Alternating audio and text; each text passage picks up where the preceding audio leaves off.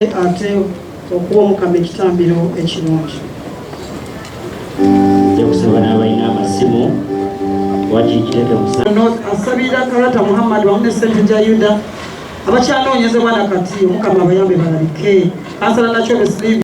What has also motivated your group as a party, as a community, that you remember, you commemorate the brothers and sisters with whom you are in the same struggle who have gone before us.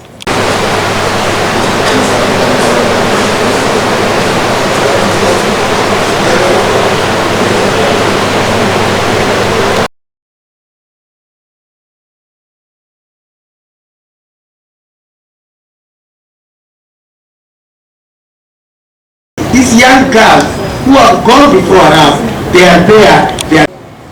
In that memory, in that commemoration, we are coming to say that these people, some of them died in faith.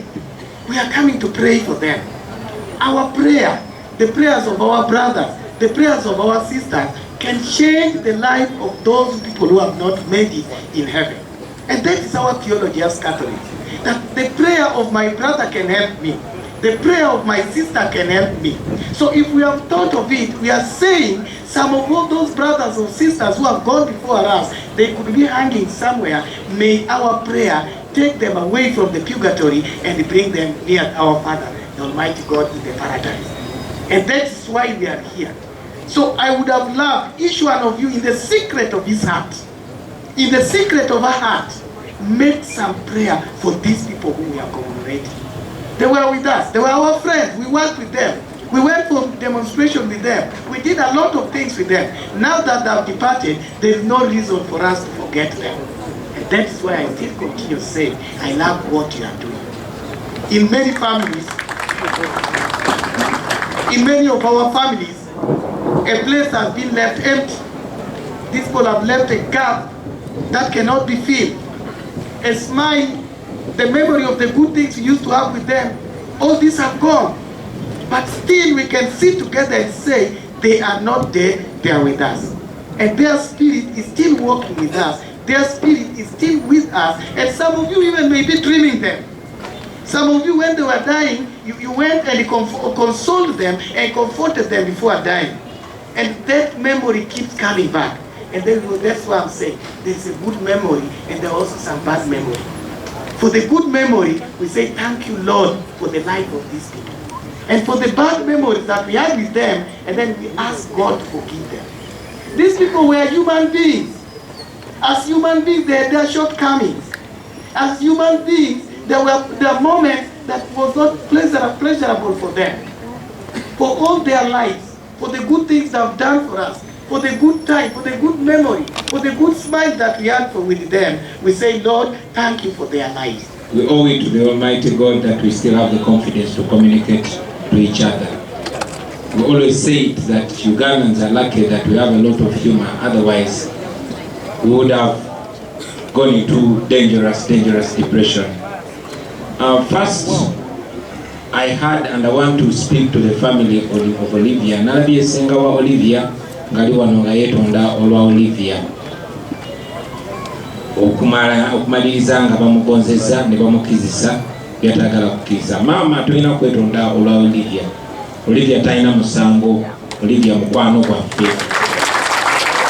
Olivia yalwana.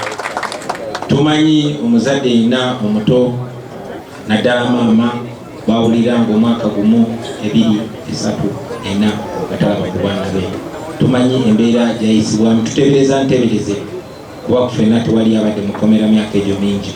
So tetulumusalira musango ne banne bonna bebagonza. Waawo waliwo abamu be bayinza okugonza ne babakozesa okusinziira ku level esingakaawo.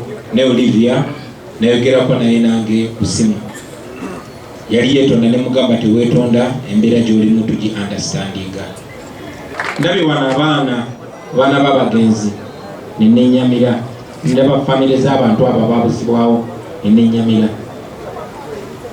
Naye njagala kuno mukisa utwale okwebaza families ezo.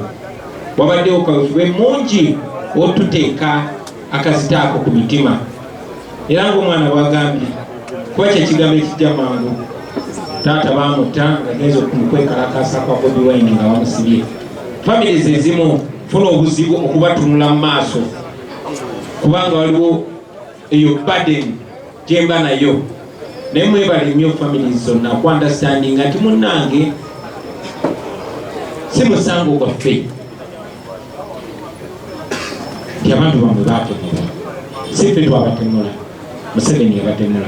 Baana bange weewaawo bakadde bammwe, taata wammwe, bamama wammwe bamutta ng'alwanirira obulamu bwange n'eddembe lyange. Ganange bwe nsibiddwa nga lwanirira ery'abalala bonna. Naye baana bange sinze nattaba kitammwe, Museveni yatta kitammwe. Museveni yalagira abasajja be ne bagenda ne batemula abantu bammwe. Bano bonna be mulaba Museveni yabatta. Tebatuwa amannya, batubuulira nti bano Amini yabatta, bano Obote yabatta, tetubamanyi. Ne bano twabalabako. Era basinga tumanyi bwe babattira. Tumanyi n'aba DPC abaali ba DPC ki ba RPC ki abaali bakomandinga. N'abamu bamanyiddwa ababakuba amasasi.